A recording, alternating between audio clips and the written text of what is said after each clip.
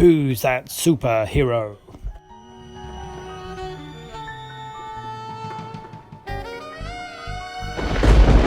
Superheroes!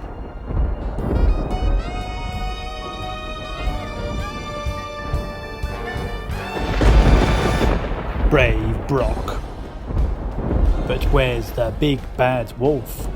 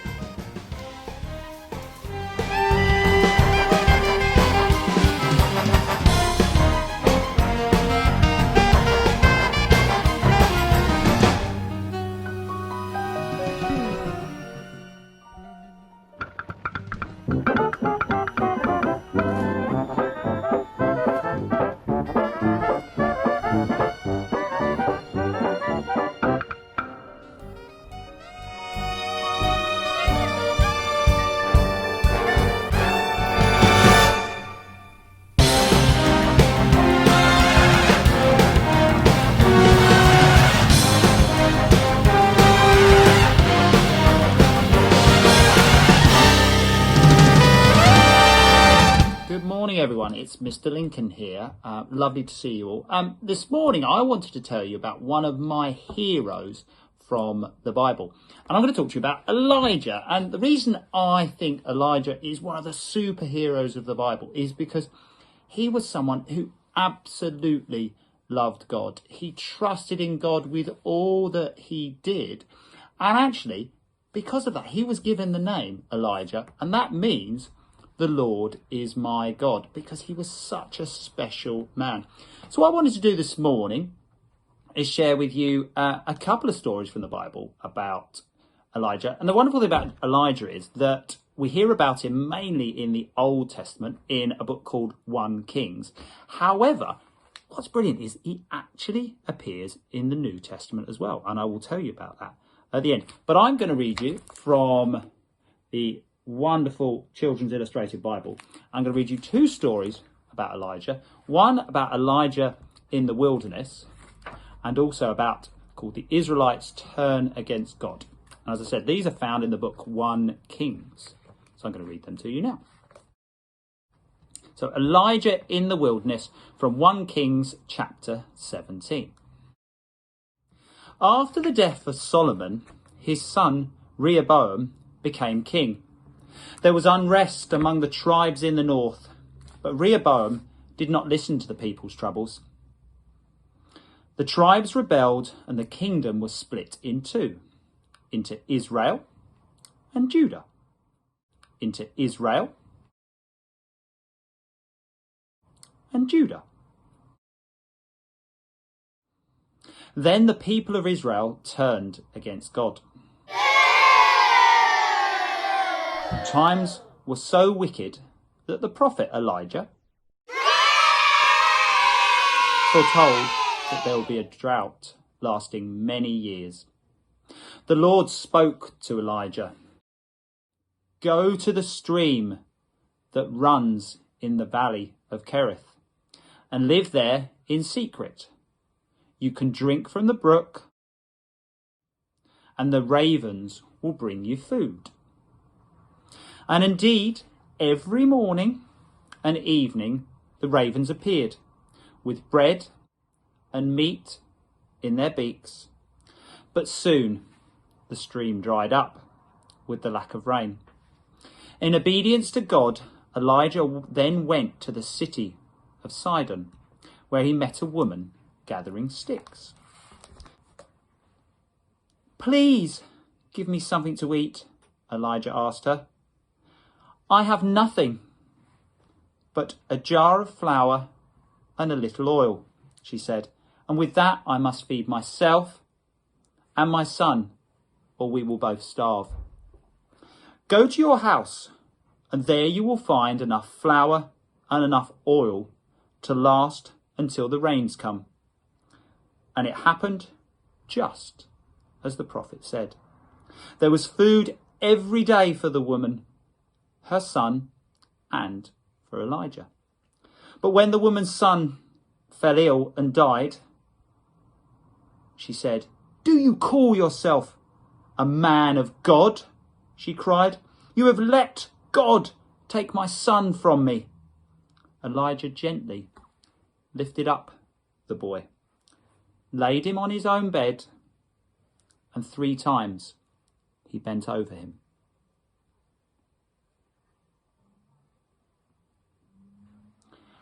"O Lord," he prayed, "let this child's life return." And in a short while, the boy took a deep breath, opened his eyes, and sat up. Elijah lifted the child and brought him to his mother, who was overjoyed. "Now I know you truly are a man of God," she said.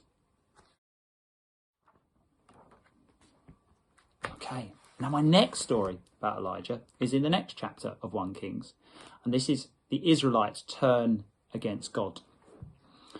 The drought had lasted 3 years when Elijah went to Samaria to see Ahab, king of Israel, who had become a follower of the god Baal.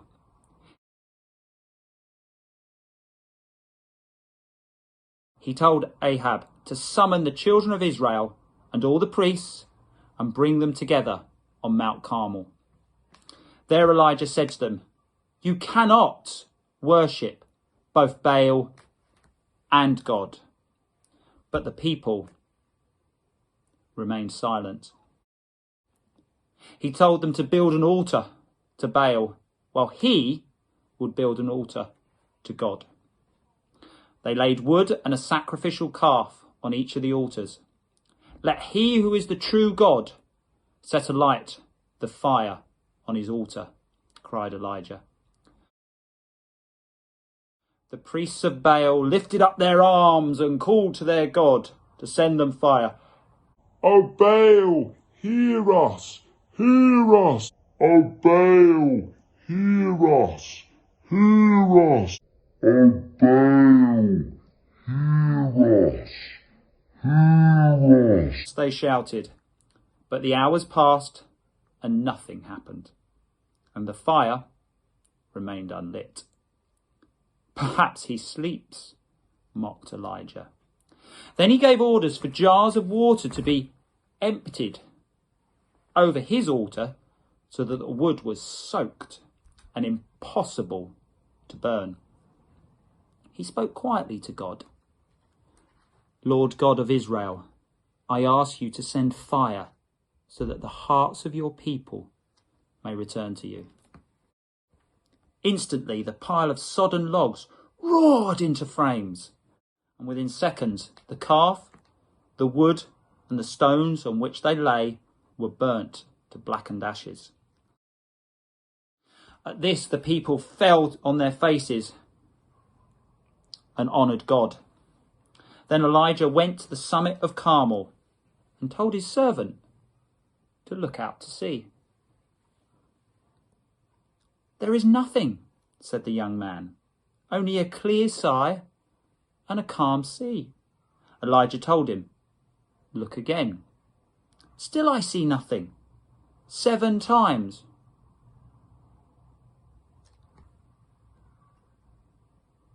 He looked, and after the 7th time turned to the prophet, saying, "Still I see nothing, nothing but a little cloud, no bigger than a man's hand. Go quickly to Ahab and tell him that the rains have come." Almost before Elijah had spoken, the sky grew black and the rain came lashing down, and a great wind arose that drove the water inwards over the whole country. Ahab rode off to the town of Jezreel, but Elijah, tucking his cloak into his belt, ran on ahead of Ahab. So there you go. That's why I love Elijah. I think he really is one of the heroes of the Bible. And as I said at the beginning, Elijah, not just in the Old Testament, but if you read in Matthew's Gospel, you will see that actually he gets to a point where Jesus is said to be speaking with him and Moses. So do go and have a look in Matthew's Gospel and see if you can find that. So thank you very much for listening. I hope that you can see why Elijah, along with so many other of those amazing characters in the Bible, really is a superhero. So I'm going to finish now in a prayer.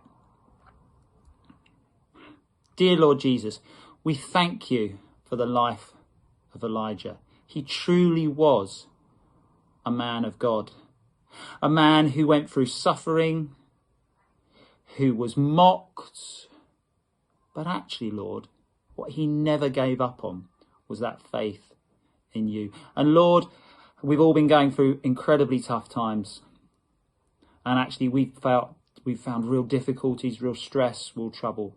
But Lord, as Elijah knew that you were there for him, we know that you are there for us. Bless you, Father. Amen. Thank you very much, everyone. Take care, and I look forward to see you again soon. Take care. Bye-bye.